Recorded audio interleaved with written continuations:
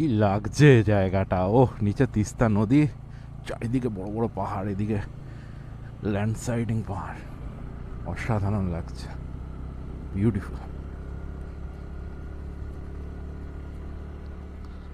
Oh, thank you Sudip, আমাকে motivate করে এখানে নিয়ে আসার জন্য। সুদীপকে থ্যাঙ্কস দিতেই হবে, আর আমার ভাই শুভমকে থ্যাঙ্কস দিতেই হবে। ও আমাকে ফুললি মোটিভেট করেছে এখানটায় আসার জন্য।